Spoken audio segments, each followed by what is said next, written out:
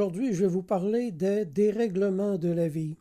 Est-ce que vous êtes de ceux qui ont passé leurs plus belles années à vivre dans la dissipation? Comme l'enfant prodigue, vous avez peut-être voulu profiter de la vie pour vous apercevoir en fin de compte que c'est la vie qui a profité de vous. Peut-être que vous avez vécu dans toutes sortes de débordements sexuels, peut-être que vous vous êtes tellement abaissé à vos propres yeux qu'il vous paraît maintenant impossible de jamais pouvoir retrouver le respect de vous-même et de mener une vie pure et raisonnablement heureuse. Arrêtez-vous et écoutez bien. Si on ne peut pas changer le passé, on peut le faire laver par le sang de Jésus. La Bible dit, si nous confessons nos péchés, il est fidèle et juste pour nous les pardonner et pour nous purifier de toute iniquité. Saviez-vous que beaucoup des premiers chrétiens qui ont vécu des vies extraordinairement saintes ont été auparavant de très grands pécheurs? En 1 Corinthiens chapitre 6, l'apôtre Paul écrit « Ne vous y trompez pas, ni les impudiques, ni les idolâtres, ni les adultères, ni les efféminés, ni les infâmes, ni les voleurs, ni les cupides, ni les ivrognes, ni les outrageux, ni les ravisseurs, n'hériteront le royaume de Dieu. Et c'est là ce que vous étiez quelques-uns d'entre vous.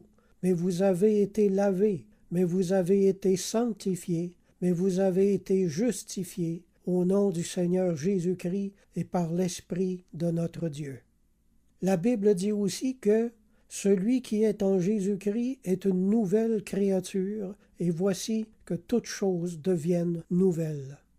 Roy Hession a écrit « Lorsque Jésus s'approche d'une vie, il ne s'attend pas à trouver tout en ordre. La seule chose qui l'intéresse, c'est la restauration. Il ne vient pas avec un grand bâton, ce n'est pas un inquisiteur, il ne vous fera pas la morale. Pourquoi es-tu tombé dans le péché? Non, il ne vous dit pas cela. Son seul désir, c'est votre guérison. Aucune situation ne dépasse sa puissance de guérison. La renommée de Jésus lui vient du nombre de situations qu'il a refaites, des problèmes qu'il a résolus, de la vie nouvelle qu'il a accordée à ceux qui ont gâché leur existence. » Fin de citation. Si ces paroles ont touché votre cœur, je vous invite à prier avec moi.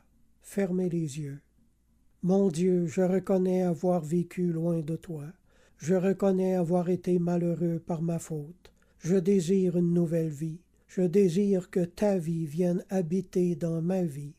Je crois que Jésus est vraiment le Fils de Dieu, qu'il est mort pour mes péchés et ressuscité pour me faire vivre de sa vie. Je veux désormais vivre en observant les commandements de Dieu et les paroles de Jésus. Amen. Si vous avez des questions, mon adresse courriel est jocelyn041@hotmail.fr. Alors je vous dis à la prochaine, gardez la foi et la foi vous gardera.